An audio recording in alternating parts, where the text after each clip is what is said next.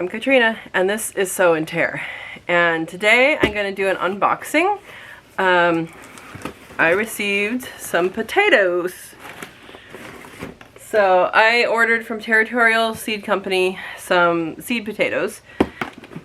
When you start to potatoes, they're not started by seeds. They are started by parts of potatoes. So when you order your seed potatoes, they're going to be potatoes. I actually don't know if I double ordered this year, because I know I went online on their website and like picked out a whole bunch and put it in my cart, and I don't remember if I ordered it or not. So then I did it again about a month later. So you generally order potatoes early. You order them in winter, and then they'll come now. So this is the end of March. And open it up. One piece of packing paper. And I'm going to be planting these along the side of my house. I have 2 years ago, I think it was 2 years ago, we dug up the whole entire thing. The outside of my house is stucco, so you do not want to water or have a bed up against stucco. Stucco will wick water up into your house. So it's a really good insulator for heat because it expands and contracts, but it's really good at wicking water. So what we did is we dug up, because our stucco, my house was built in 1954.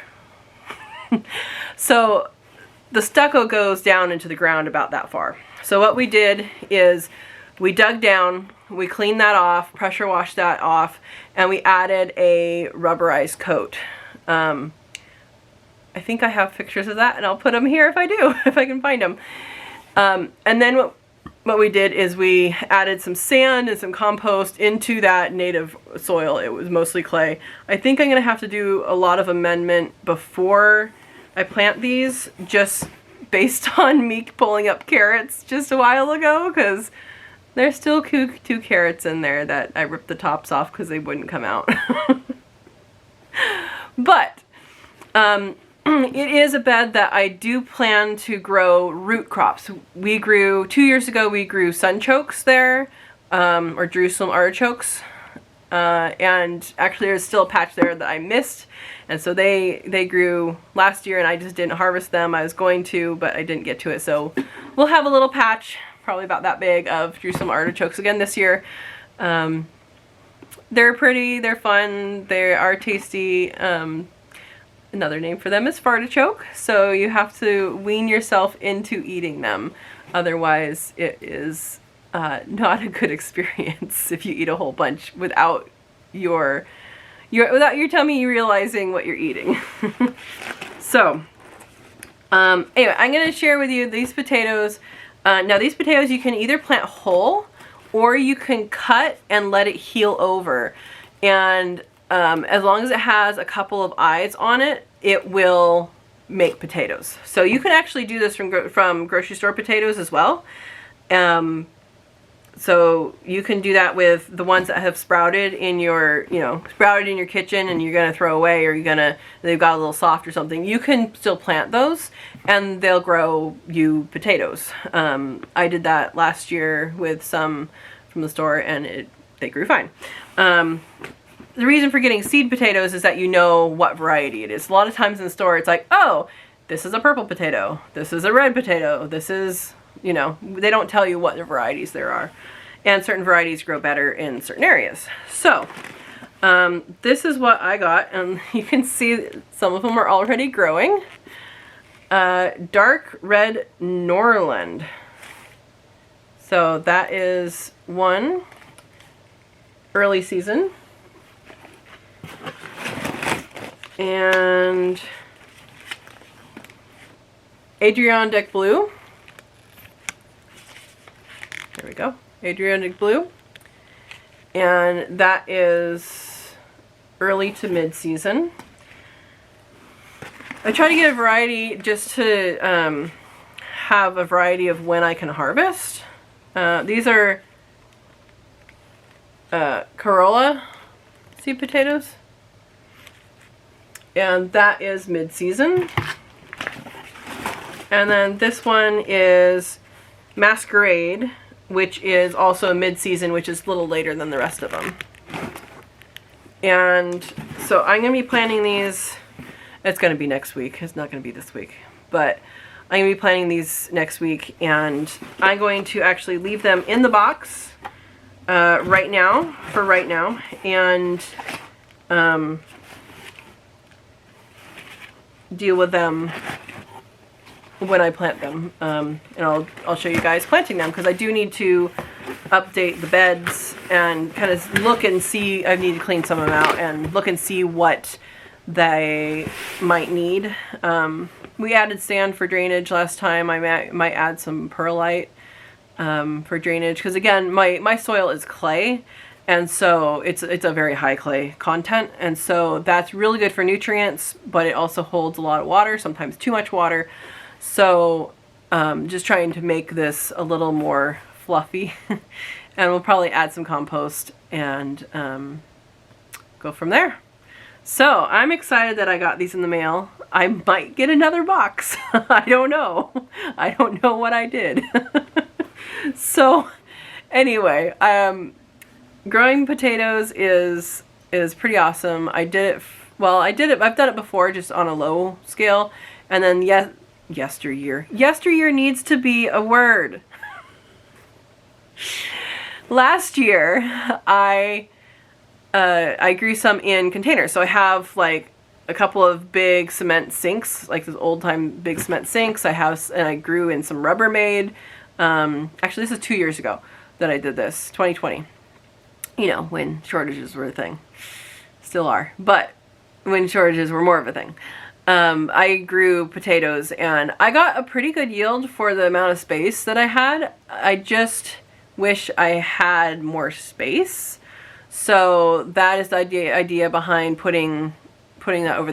All right, I will see you when we get to planting. So this is where I am going to be planting potatoes. Which means I need to get a bunch of stuff out first. Now, these are beets. Very few of them lived when I planted them. And it's going to go to seed, so I'll let that go. There's a carrot there. This is a couple carrots that I left to go to flower and seed. It smells really good. So all of this right here, all of that is one carrot, and then we have another one over here. Looks like it's closer to seeding. So that's good. I'm gonna let those get seeds. And then we have some more beets. I'll probably take these out. Love in the Mist. I had some sunchokes, so this dead stick here, that's a sunchoke, or Jerusalem artichoke, from last year. And there's a section here that I missed when I took them out. So you can see amongst the poppies, there's a sunchoke, there's a sunchoke, there's a sunchoke. There's sunchokes down there. And, oh, we have a tomato. So this tomato is oh look, there we go. Wait, let me show you guys. There you go. We have tomatoes on this already. So that's staying. I believe that is the yellow pear tomato. It might be the other variety that I had out here is the cherry tomato, but I believe it's the yellow pear tomato. And so all of this Love in the Mist, that can come out and be mulch, and that'll be good. And then this right here is Pigeon Pea. And I planted that. It's a nitrogen fixer. You can eat the peas as peas. You can eat them as dried beans. So you can see that's all dry. And then these are in the process of drying. Anyway, I just wanted that source on my property. Then we have a few weeds. But most of this can be cleaned up real fast and used for mulch for our potatoes. So, there we go. We'll get on it. A lot of people have no dig beds, and that's mostly what my beds are, except for when I plant a plant, I do, dig a hole to plant the plant. But I don't rototill my beds or anything like that. Exceptions to that is where I grow root crops. So where my sweet potatoes are, And then this area specifically, we designed as a root crop, or, you know, we're gonna dig things up type of bed. And in order to do that, I'll put in some pictures here if I can find them. We actually painted up onto the wall, and we dug down all the way to, my house is stucco. Stucco soaks up water, so you do not generally want a garden bed right up against your house if you're going to be watering it, if the stucco's in the ground, which mine is. My house was built in 1954, so they didn't have the same codes or anything like that that we do today. So I have stucco down into the ground. So what we did is we dug out this bed, I'll put some pictures here, and painted on some, it's like a rubber paint, it's moisture protection, onto that, so that any watering that we do in this bed does not affect the actual house. So that's important for this type of bed being up against the house. So we did, this is mostly native soil. We did put in a whole bunch of compost when we made the bed. We put in sand as well to give it a little more kind of aeration ability and drainage ability. This is mainly clay soil natively, so that's why we did that. It does need a whole lot more compost. So this is a bed, you know, it's a working bed. We're going to be adding stuff as we go. But as we're going to be doing this, I'm going to be forking this up and churning it up a little bit just to get some of that air into the soil, and then we'll put some compost on top before we do potatoes.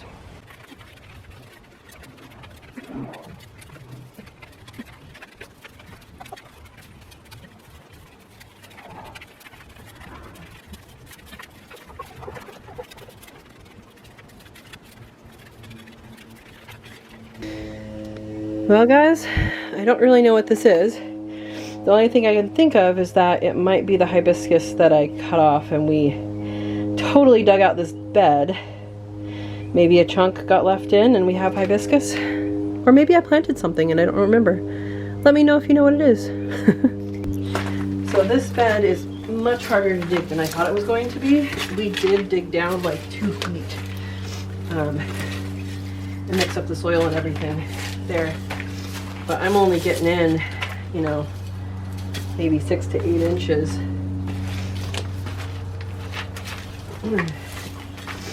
So that tells me this needs a whole lot more organic matter.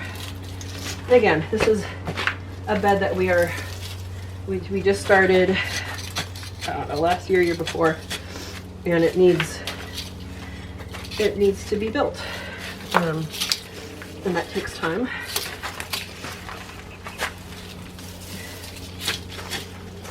You can see here's that tomato that has overwintered, I think, for 2 years. Maybe only be 1.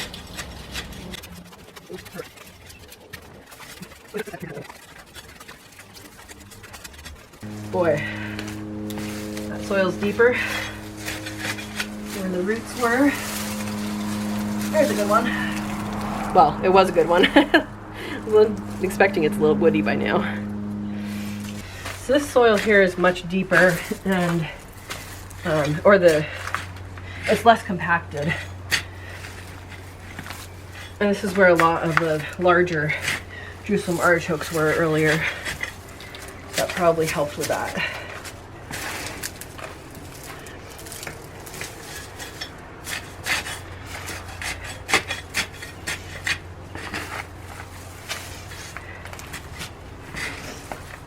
You can see I'm not turning the soil. It doesn't need to be turned. Right now I'm just kind of trying to loosen it up so that it can get air and water in. I'm going to add some stuff on top.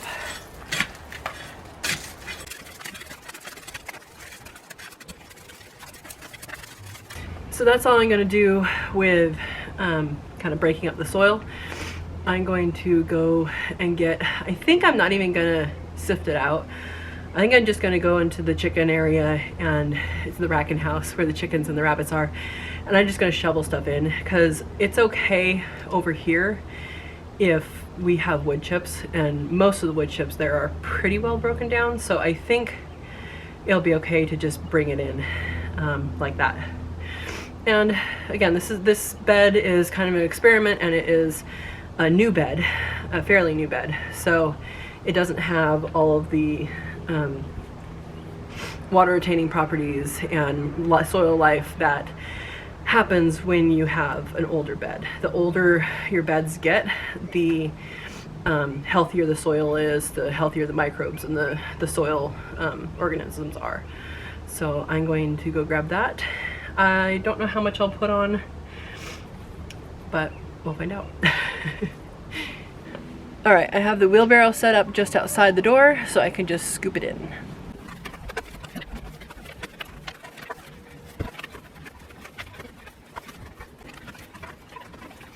All right, that's one wheelbarrow load full.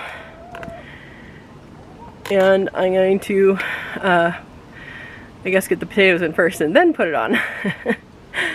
I think this is going to be fabulous, and it'll just continue to compost. I haven't even gotten, like, hardly any of this out of the chicken run, so pretty good. I like the racking house style. Alright guys, here's my box of chitted potatoes. I obviously waited too long for these, but they are fine, they're growing, and they're gonna produce potatoes. So I'm starting on the eastern side of this bed, closer to where the carrots are. I'm gonna start with dark red Norland seed potatoes. These are early season, 70 to 90 days.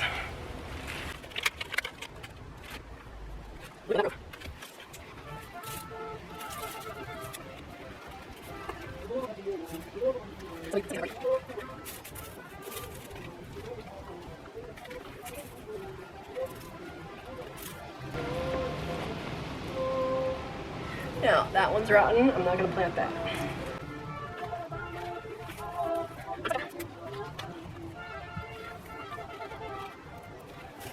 It looks like there are 12 potatoes plus one that didn't look like it. Looks like it rotted. So I'm going to be planting 12 of them.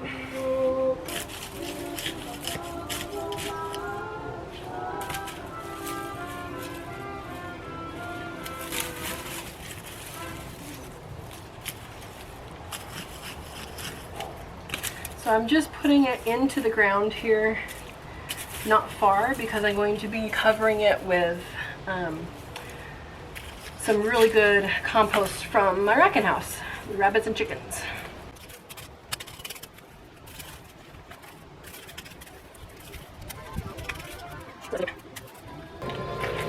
These ones, look how blue that is, or purple that is.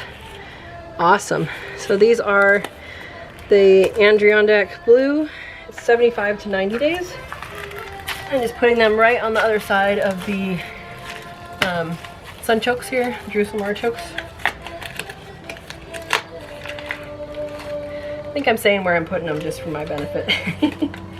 So I remember what they are when I dig them up.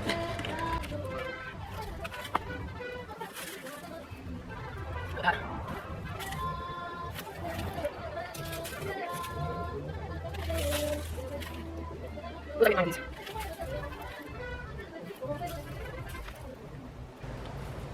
Look at that long guy. Alright, so this tomato here I am going to prop up so it will be out of the way some. And I think for the most part these are in the ground pretty good. Move on to the next one.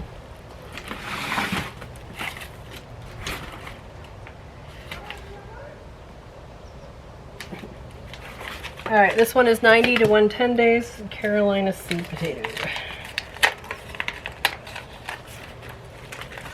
So I'm going to try kind of early over to the east and later towards the west. These ones have white roots.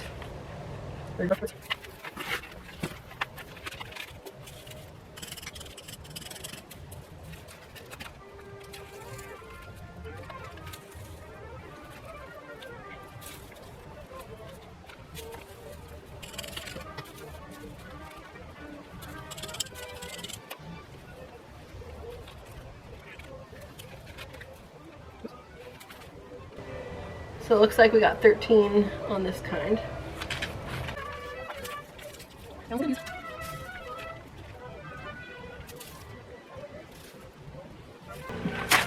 Alright, the last variety is Masquerade, which takes 100 to 110 days.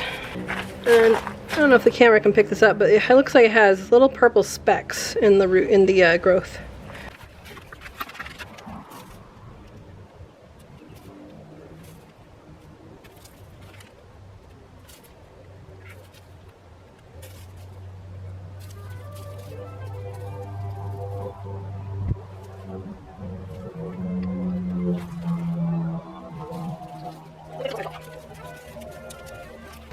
Now, I'm not sure how this one's gonna do. This is the one I pulled out of the worm bin. Look at those little nodules already growing.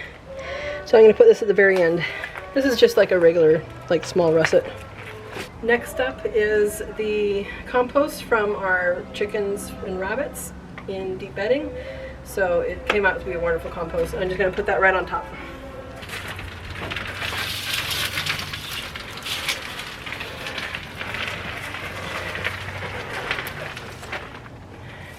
I wanted to show you guys this compost in a little better light.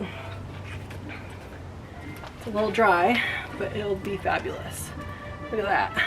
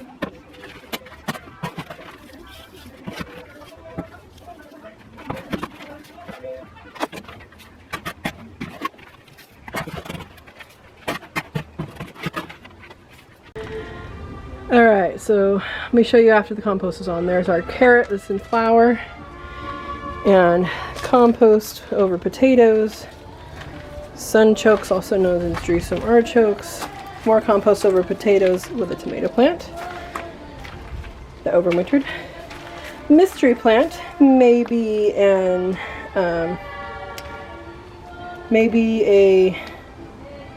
something that was here before, I don't know. And that's the end of the compost and potatoes. Then we have our pigeon pea, which is a pretty cool thing. So there you go.